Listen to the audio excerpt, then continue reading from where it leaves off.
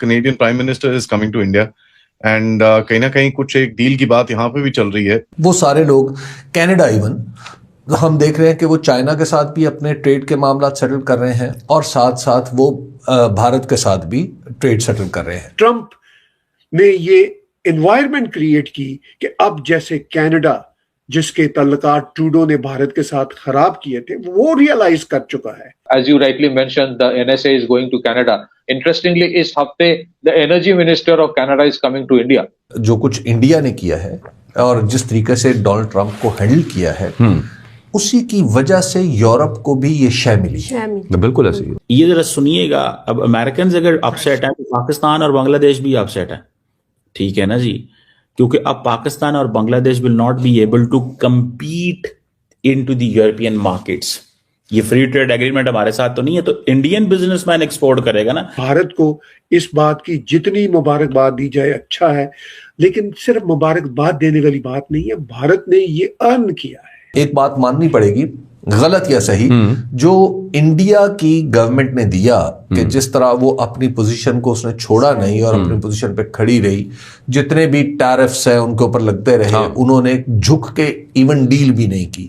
तो दुनिया में बिगड़ते हालात और जो हेजेमोनियस ब्लॉक पॉलिटिक्स है उसके बीच में भारत ने अपनी रवायती खारजा पॉलिसी का मुजाहरा किया है. ठीक है, मैं एक चीज करता हूं हमेशा से और खुले दिल के साथ ये बात मैं करता हूं, पहले भी करता रहा हूं, आज भी कर रहा हूं, कि भाई इंडिया अपनी फॉरेन पॉलिसी को अपने तरीके से लेकर चल. देखिए, अब मसला ये है कि जब यहाँ पे जो कुछ इंडिया ने किया है और जिस तरीके से डोनाल्ड ट्रंप को हैंडल किया है उसी की वजह से यूरोप को भी ये शय मिली है. बिल्कुल ऐसी है. देखिए, डोनाल्ड ट्रंप के लिए, वरना वहां पर तो ऑल फ्लैटरिंग थी ना, हमेशा बस जनाब सरकार आ गए चले गए, और वो लंदन में बैठ के लंदन के मेयर के खिलाफ जो गुफ्तगू करते थे केयर स्टारमर उसको सुन लेते थे. अच्छा, अब सूरत हाल यकायक बदल गई है ना जब उन्होंने ग्रीनलैंड पे तकरीबन हमलावर होने की बात की. देखिए, डोनाल्ड ट्रंप जब कह देते हैं कि हम हमला करेंगे तो इसका मतलब यूरोप यही समझता है कि हमला हो ही नहीं वाला है.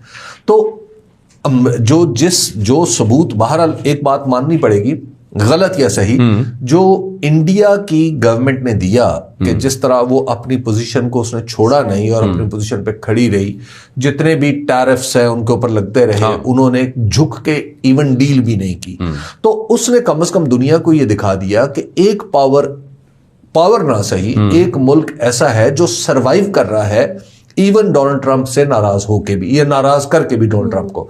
तो उसके बाद फिर आप देखिए कि वहां पर भी वन यूरोप वन वॉइस की बात हो रही कि ईयू को इकट्ठा करके ईयू जनाब बिल्कुल सीधा अब डोनाल्ड ट्रंप को यस सर और नो सर नहीं करेगा, डोनाल्ड ट्रंप को उन्हीं की लैंग्वेज में जवाब देगा. अब वहां पे अभी इस पे इत्तफाक राय कितनी जल्दी और कितना मुस्तकिल होता है ये अभी देखने की बात है. बट ये है कि ये ट्रेड डील जो हुई है, एक पैरेलल जो ट्रेड के ऊपर कम से कम अमेरिकन हेजेमनी थी, उसको इंडिया ने और यूरोप ने मिलकर चैलेंज कर दिया. ये जरा सुनिएगा, अब अमेरिकन अगर अपसेट है तो पाकिस्तान और बांग्लादेश भी अपसेट है. ठीक है ना जी, क्योंकि अब पाकिस्तान और Bangladesh will not be able to compete into the European markets. ये फ्री ट्रेड एग्रीमेंट हमारे साथ तो नहीं है, तो इंडियन बिजनेसमैन एक्सपोर्ट करेगा ना. हमें तो वो कहते थे ठीक है तुम्हारी दहशतगर्दी के हालात की वजह से ये सारा कुछ हो रहा है. तो ये जरा सुने इनको, ये अमेरिकन क्या कह रहे हैं, और फिर मैं आपको सुनाता हूं कि इंडियंस अब बांग्लादेश की मार्केट को कैसे क्रश करने जा रहे हैं. Impressions of that deal? I do. First of all, strategically, it's important to understand that because President Trump has prioritized domestic production and essentially started charging a fee for other countries to access our market, these countries are trying to find other outlets for their overproduction. And so the EU is turning to India to try to find a place. The EU is so trade dependent, they need other outlets if they can't keep sending all their stuff to the United States. I've looked at some of the details of the deal so far. I think India comes out on top on this, frankly. They get more market access into Europe. It sounds like they have some additional immigration rights. I don't know for sure, but President von der Leyen of the EU has talked about mobility for Indian workers into Europe. So I think on net, India is going to have a heyday with this. They have low-cost labor.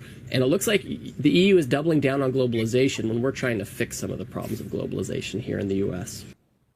وہ کہہ رہا ہے کہ آپ جو ہے ہم بات کر رہے ہیں ڈی گلوبلائزیشن کی، ہم بات کر رہے ہیں ڈی گلوبلائزیشن کی، وہ گلوبلائزیشن کی بات کر رہے ہیں. EU کو بہت زیادہ ایڈوانٹیج ہو گیا، انڈیا کو بہت زیادہ ایڈوانٹیج ہو گیا. ٹھیک ہے جی. اب 96-7% جو India EU exports to India ہے ختم، اس کے اوپر کوئی ٹیرفس نہیں ہے. انڈیا کی بھی 97% جو ٹیرف لائن ہے وہ ختم. اب مجھے صرف آپ اتنا بتا دیں، just tell me this one big thing, آپ صرف مجھ سے اتنا بتا دیں کہ how come this is going to be like this is going to take advantage. یہ ایڈوانٹیج کس طرح انڈیا کے، یہ بہت بڑا ایڈوانٹیج ہونے والا ہے. اور بنگلہ دیش کی جو مارکیٹ ہے یہ انڈیا کریش کر دے گا. یہ اب سنیے گا، and this will be a challenge for Pakistan as well. یہ ذرا سنیے کہ گوئل صاحب کیا کہہ رہے ہیں. Now, earlier in the day, you used to always ask us, the press used to always ask us, that why is Bangladesh able to export $30 billion worth of textiles and India is such a small player? Because Bangladesh, being a least developed country, LDC, had zero duty access. And they were able to capture $30 billion out of the $250 billion market of European Union in textiles alone. Now we see before our eyes a potential to grow from 7 billion to at least 30, 35, 40 billion very quickly, being an area of strength in India.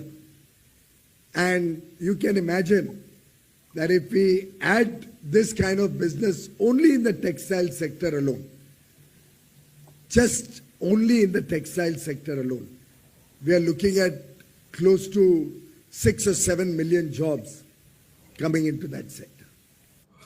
تو یہاں سے اندازہ لگائیں آپ کہ کس پیمانے کے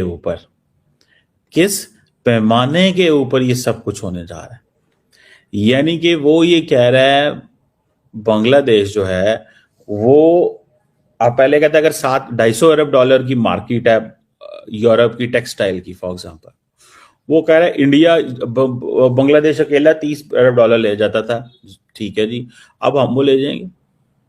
اب وہ کہہ رہا ہے 7 سے 30-40 ارب پہ ہم چلے جائیں گے. بنگلہ دیش تو ویسے ہی فائنینشلی نقصان میں چلے جانا ہے، بنگلہ دیش نے تو ویسے ہی نقصان میں چلے جانا ہے بھیا.